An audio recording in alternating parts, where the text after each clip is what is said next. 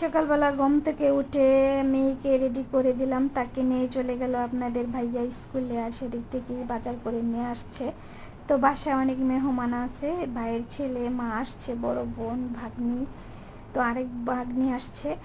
তো এখানে এই যে গরুর কলিজা নিয়ে আসছে, তো এগুলো আমি কুটে সিদ্ধ দিয়ে দিব। তো আলাম যদি সিদ্ধ করি ভিতরে ময়লাটা বের হবে না, তো কুটে ধুয়ে ভালো করে পরিষ্কার করে সিদ্ধ করে দিব। রান্না করলে যেন ভালো লাগে, আর এমনি যদি রান্না করেন তাহলে একটু তেতো তেতো ভাব লাগে।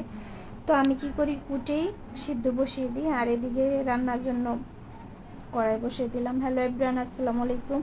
সবাই কেমন আছেন? আশা করি ভালো আছেন। আলহামদুলিল্লাহ আমরাও ভালো আছি। তো বাসায় মেহমান, তার জন্য ভয়েস দিতে পারতেছি না। তো আজকে ভাবলাম একটু ভয়েস দিয়ে ভিডিও বানাই। এখানে রান্না করব মুরগির রোস্ট। তো রোস্টের জন্য আমি দিয়ে দিলাম পেঁয়াজ আর কাঁচামরিচ। তো মাশাল্লাহ কাঁচামরিচ কিন্তু অনেক খাওয়া হয়েছে, 5-6 মাস ধরে গাছের কাঁচামরিচ খাওয়া হচ্ছে, কেনা লাগে না। আর এদিকে যে পেঁয়াজ ভাজা হয়ে গেছে, এখন দিয়ে দিব একটু টমেটো। তো টমেটো না দিলে কিন্তু আমার কাছে ভালো লাগে না। আর এখানে জিরা দিয়ে দিলাম, ধনে, পাঁচফোড়ন দিয়ে দিলাম, আদা রসুন বাটা, হলুদ, মরিচ দিয়ে ভালো করে একটু নেড়ে চেড়ে নেব কষানোর জন্য। তো আমি একটু ঝাল বেশি দিলাম। আর এখানে যে রোস্টগুলা দিয়ে দিলাম।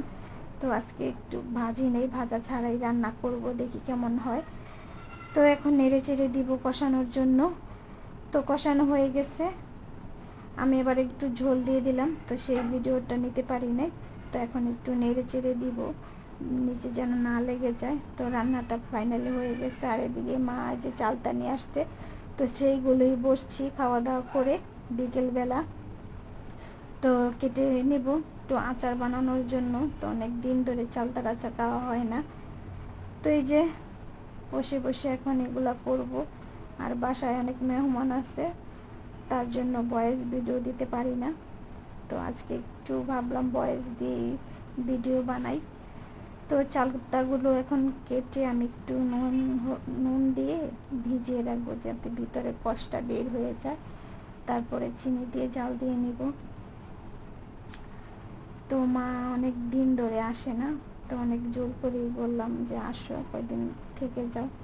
তো তার সাথে ভাইয়ের ছেলেকেও নিয়ে আসছে। তো তাকেও বলতেছি অনেক দিন ধরে যে আসো, বেড়ায় যাও বাসার থেকে। তো এই যে এখন হলুদ আর মরিচ, একটু আদা রসুন বাটা দিয়ে দিচ্ছি।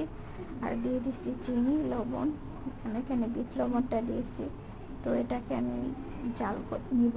তো প্রথম সবাইকে ধন্যবাদ।